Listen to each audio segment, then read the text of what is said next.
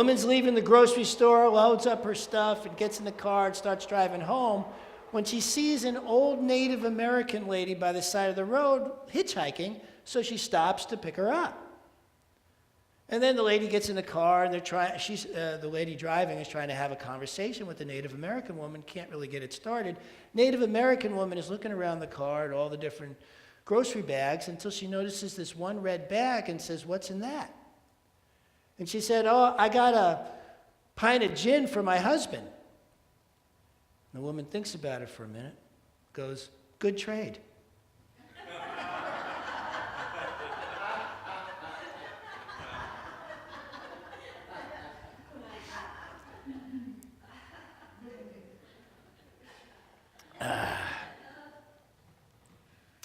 Owning your choices. Owning your choices. The thing about this talk is it is a life and death talk. This is not light stuff. Because people who own their choices make better choices and live longer, live healthier. Live healthier lives because they do not rely upon others to make their choices for them. So it's really important how deeply you can get with owning your own choices, because it can save your life. And you might, want to do that. When we get deeper with our own choices, we realize that things like being reasonable get in the way. Because one of the things that happens as we deepen with our choices is that we start listening to a quieter voice inside us. We start listening to a voice that doesn't always say what's reasonable, but is guiding us to being the highest and best we can be. But to do that, to follow that voice, we need to get out of the way of thinking that's not reasonable. That's not, that rationally doesn't seem to fit with what I see in the physical world. Because many times the best choices we make don't, at least not at the time when we make those choices. Certainly, I had no idea when I made the choice to go to film school, because it came from some deep place in me to do that it would lead to some of the ways in which it has, in terms of other centers now calling up wanting to show our videos. I'm getting letters from people from countries around the world about the videos that we're making here and how they're touching them. Now, some of them are just comical like today, but they still have a point. That we do, each of us, no matter what that unique gift is, has it, and it doesn't have to be reasonable. But to allow our gifts to come out, we have to be willing to get beyond what we think is reasonable. Do you think, back when they had the First Continental Congress and chose independence to take on what at the time was the most powerful nation on earth, Great Britain, that was reasonable? Were they being reasonable when they decided we ought to have a country of our own and kick the British out? No. It was not reasonable. They weren't even sure they could pull it off. All they knew is that's what they were moved to do, and they were going to go for it. So I ask you, what are you moved to do? What are you moved to do in your life that inside you, there's this rational mind thing going on saying, that doesn't make sense. I don't want to do that. And then getting in your own way of your own greatness because you're being reasonable. Now, am I saying we shouldn't use our rational minds? No. I want to be clear that we are whole people. We have a rational mind. It's good to use it. Just we don't want to let it get in the way of the quieter voice. Because the thing about it is, if when we come up and own our choices deep enough to where the quieter voice, that voice that's speaking to us from that greater part of ourselves, that voice that's speaking to us and saying, you are greater than you are living right now. You can rise to something more than who you are being right now. When we start there and then go, how do I bring that to life? And then use our rational minds in support of that, as opposed to getting in the way of it. You see, many times we use our rational minds to get in the way of what it is that is highest and best for us. Instead of going, no, this is what the deeper part of me wants from me. This is what my higher self wants from me. This is how I'm going to express myself. So rational mind, get on board and support me by showing me what in the world I can do as my next step. When you approach it from that point of view, then all of a sudden your rational mind, instead of giving you all the reasons not to do stuff, is now coming up with new and better ideas that you had not thought of before. Now all of a sudden your mind is working in your favor instead of working against you.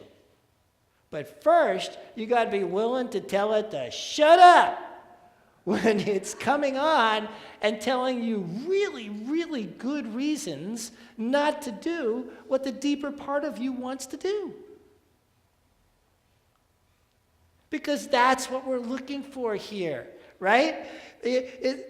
I know that there may be some folks who show up here on Sunday just to get a spiritual hit and then go out and live their lives the way they've been living it all along.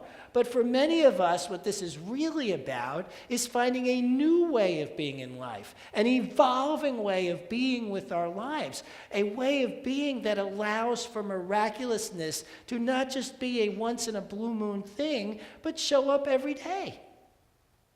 But to do that, you have to be willing to own your choices at a level that maybe you have been afraid to because other people have talked you out of it, and you've gone along with that.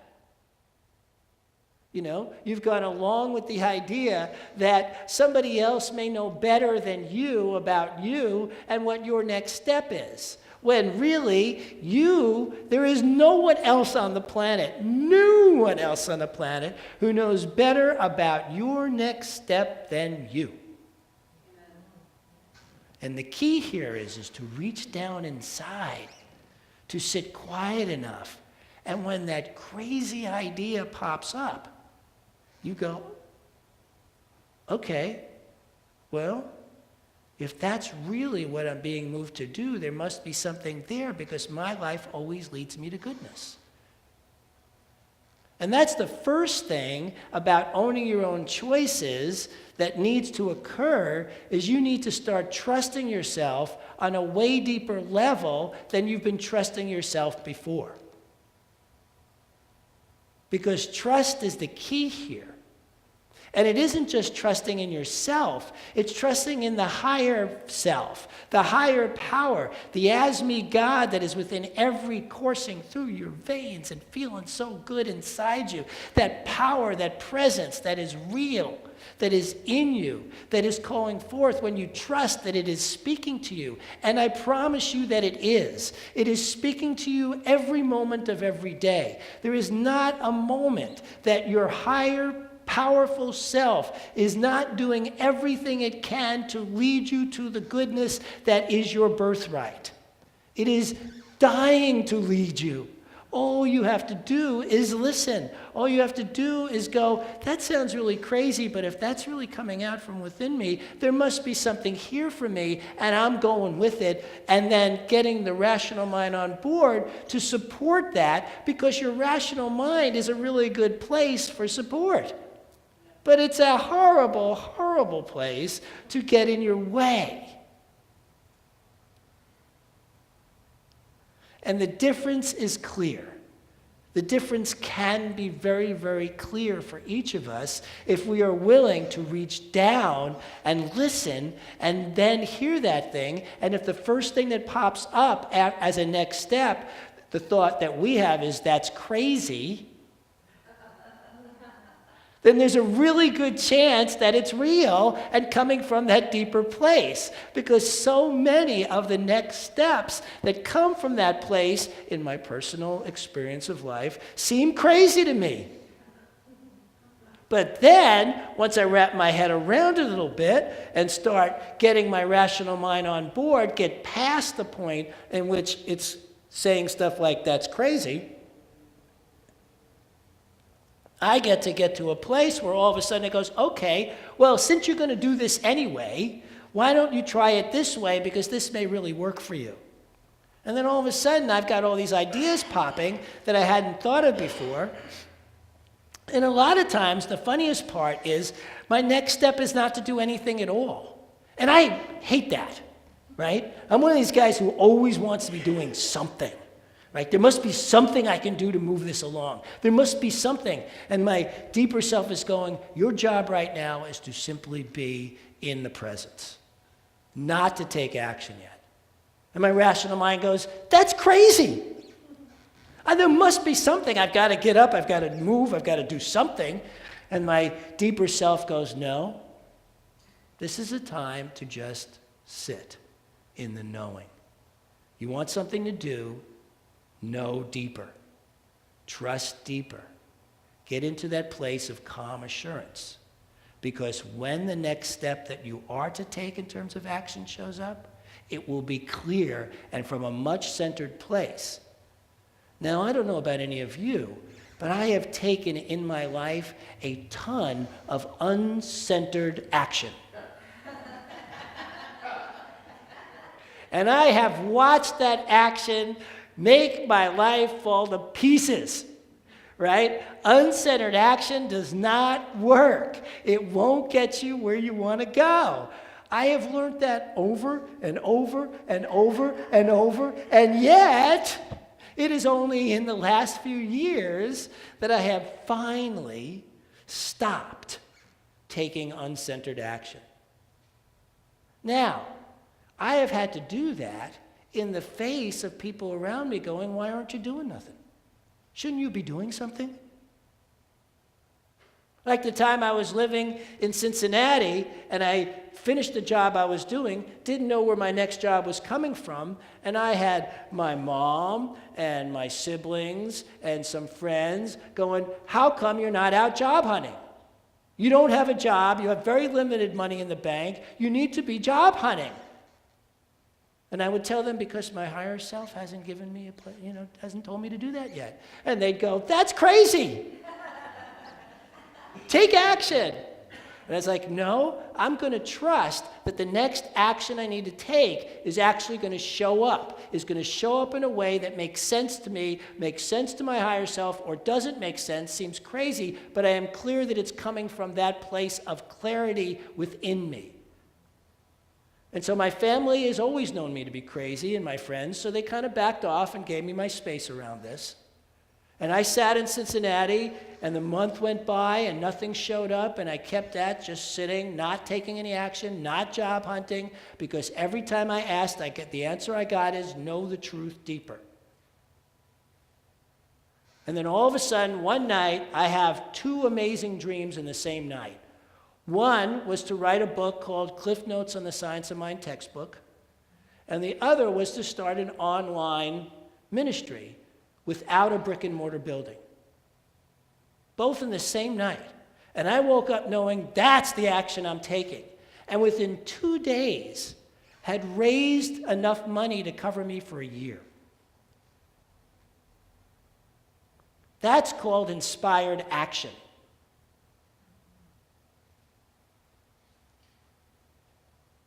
And that's what's possible when we take centered action as opposed to uncentered action because we're freaking out because we got to do something.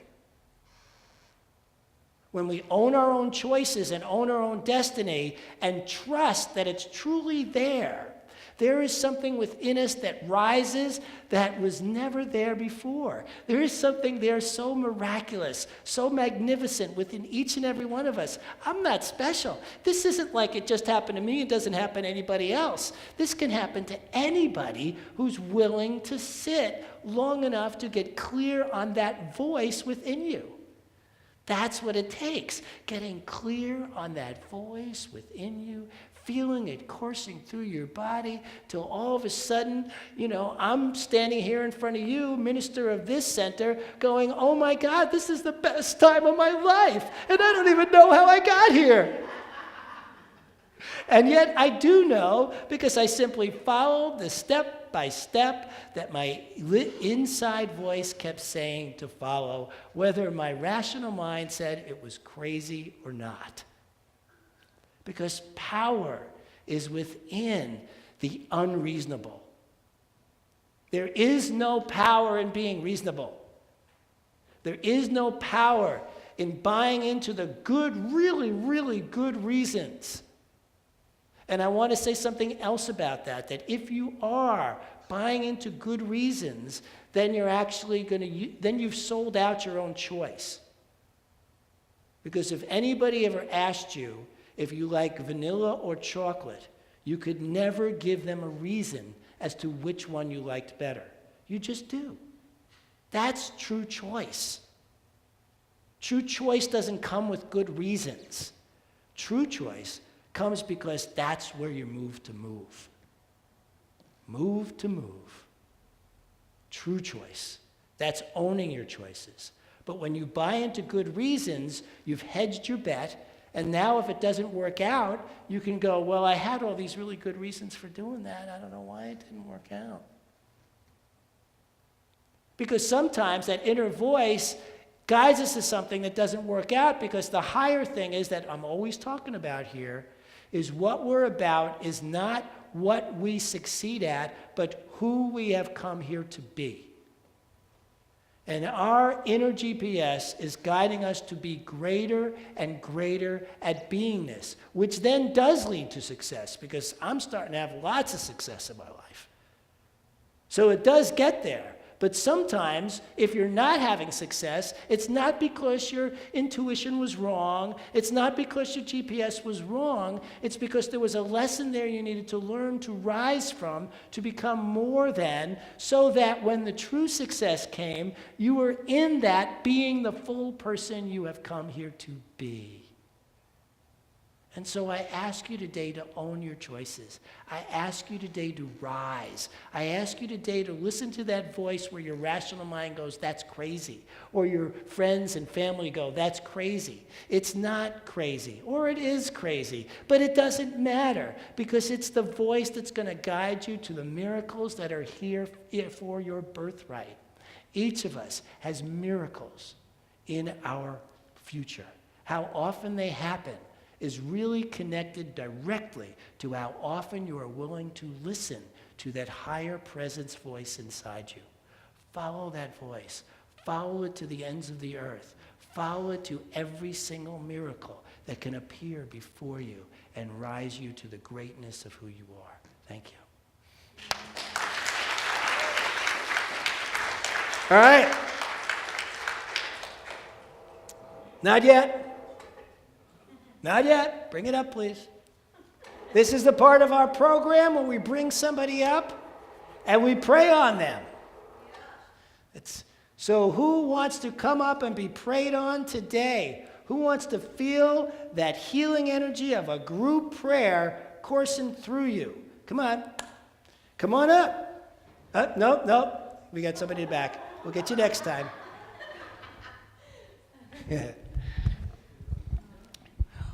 What are we praying for? I am still recovering from depression, and one of the things that's hard for me is to speak in front of a group. And I organized a group for later today, and I'm the leader, I'm the speaker. And I really need support around that. All right. We need 8 to 10 folks coming up here and laying hands on her.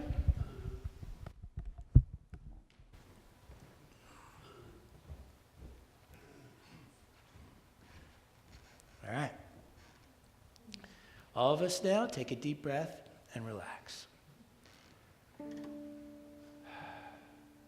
And as always, we start within our hearts.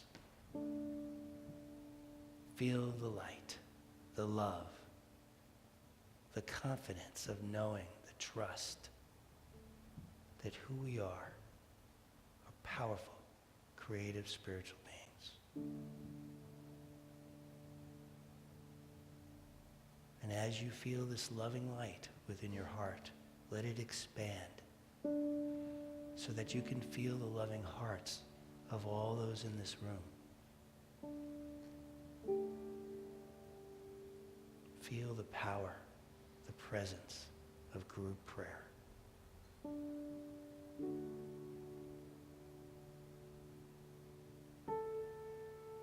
And now send this prayer, this power, this presence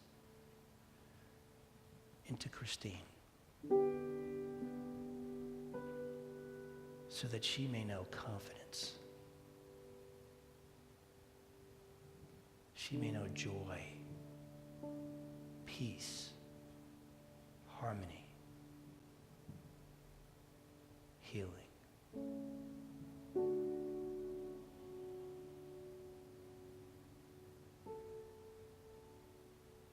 Imagine Christine with her group standing up there in peace, poise, and power,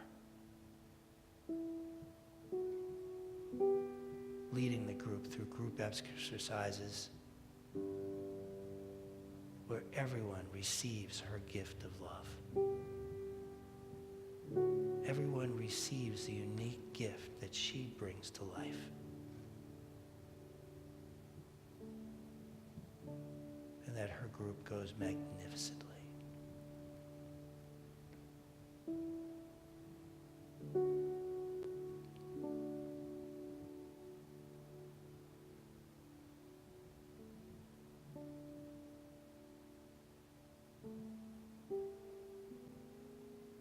And I am so grateful for the gift that Christine is and the power of this community that so generously brings forth their gift of light to all who would receive it.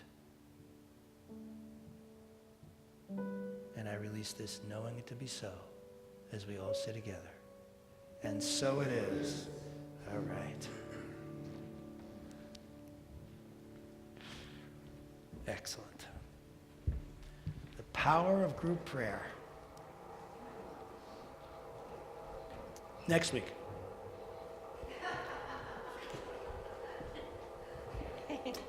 All right, turn on the lights. I think we're confused.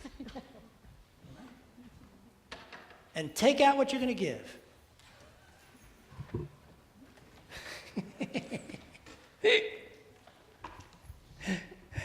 Take out what you're going to give and hold it in your hand. Unfold it. This is power. This is presence. Unfold it. Whether it's $1, $10, $100, $1,000, $1 million, deeds of property, diamond mines, whatever you have to offer, unfold it and hold it in your hand. Because this is power. This is your power. This is your presence. As we all say our affirmation together. God is the source of all supply. Money is God in action. What we give, we receive multiplied abundantly. All that God is, I am, and so it is.